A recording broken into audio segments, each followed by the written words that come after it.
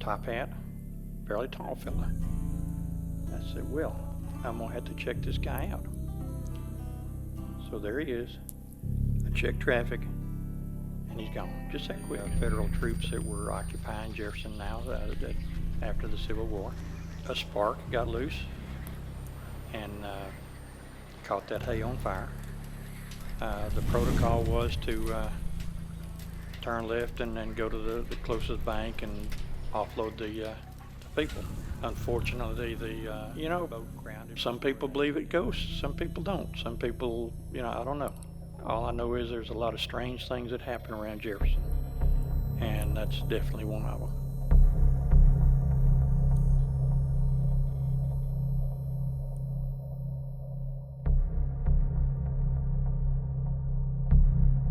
The bed that I sleep on, I can trace it back to at least 1903. My grandmother was born on that bed in 1903. In 1905, her dad, who was my great-grandfather, he was the chief of police at the town up in Arkansas where they lived, and was killed in a shootout. One of those cases where they both killed each other. The bad guy died right there. We call it DRT, dead right there. My great-grandfather lived a few hours. They carried him home, and chances are he died on that bed in 1905. I'm there in my bed, and I'm like 3/4 of the way asleep, and someone sat down on the foot of my bed. I open my eyes, and nobody's there.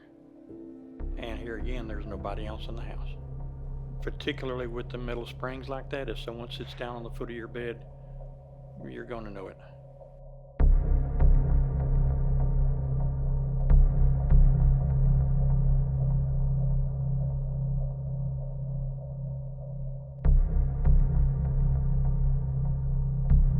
There's a belief that people who see ghosts are somehow broken, wounded, unstable, chasing fantasy over reality. That to encounter the dead, you must be disconnected from the real world. But what if the opposite is true? What if the ones who see are simply the ones who are paying attention and open to ideas beyond what others consider normal? In Jefferson, Texas, I met a retired law enforcement agent, the town's former police chief who also led SWAT teams, a man trained to seek facts, not phantoms, who's seen things he can't explain. One of these moments he captured on film and shares with me here.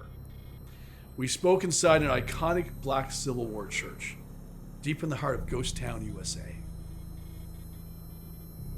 One thing that police officers do at night, 2, 3 o'clock in the morning when nothing's moving, we turn the headlights off, we call it blacking out, and we run the back alleys, checking the windows and doors in the back, see if we can find one that has been broken out, or see if we can find somebody that is coming in or out of one of them. What we do is when we get to the end of the alley, get to the street, we pull just enough of the car out past the buildings to where we can clear traffic. So I'm doing that, and then what we call Bateman's Alley, and I got down to Walnut Street. There's a store there on Walnut Street. It's the fudge store. So I stopped, and I looked to the left, and there's a guy standing there about in front of the fudge store, which would be about halfway between the alley and the street. Guy standing there. He's wearing a long black coat, top hat, fairly tall fella. I said, well, I'm gonna have to check this guy out. So there he is. I checked traffic, and he's gone. Just that quick. He's there, check traffic, he's gone. I had to find him. So I checked the whole area there, the store, the fudge store. They have a padlock on the hasp on the door, so you can tell if anyone's in there or not. That padlock was there, secured and everything. There's no place for him to go. I checked 3 or 4 blocks around, and he's just not there. I've actually seen that same guy a couple of times more. One was as I was backing out of my driveway, which is right close to downtown. I looked, and there he is right beside the driveway. Okay, let me put it in park, and he's gone. A reputation for being one of the most haunted towns in America doesn't just happen. It's earned. As charming and safe as Jefferson is today, it has a past marked by violence and tragedy. But one event in particular still echoes through the times: the 1869 disaster of the sidewheel steamboat, the Mittie Stephens. 74 people lost their lives, and some say not all of them moved on. It actually happened on Caddo Lake shortly after midnight on February 12th, 1869.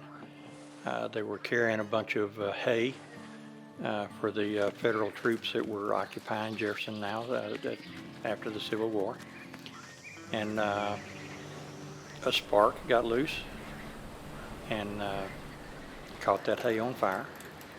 The protocol was to turn left and then go to the closest bank and offload the people. Unfortunately, the boat grounded before it actually got to the bank. It got grounded in about 3 feet of water. So the people had to either try to go off the back of the boat or off the side. It being a stern wheeler, if they went off the side in front of the, or it was a side wheeler, I'm sorry. If they went off the side ahead of the paddle wheels, and they'd get drawn up under the paddle wheels and chopped up pretty good. If they went off behind it, there was quite a bit of water churning from those paddle wheels, and then they'd drown. So there were between 60 and 70 people that perished that night. After a long career in law enforcement, one that ended as chief of police in Jefferson, Texas, and included 9 years leading SWAT teams without a single officer injured or killed, Hollis turned his focus to photography. And Hollis has a real gift for capturing the beauty. But one night, his lens captured something else, something that stopped me in my tracks. The bridge, which is down there at the what was a turning basin. Yeah, that was a bridge where folks would wind up getting drugged down there and hung at night. I was out one evening taking pictures, and then I shot a picture of the bridge. And there was nobody on the bridge. There was nobody there other than myself and my partner. I did not doctor the picture. It's straight out of the camera. And you can see what's obviously the torso of a person on the bridge. And it's at a point where there's not any, nothing there to cause an orb or reflection or light or anything like that.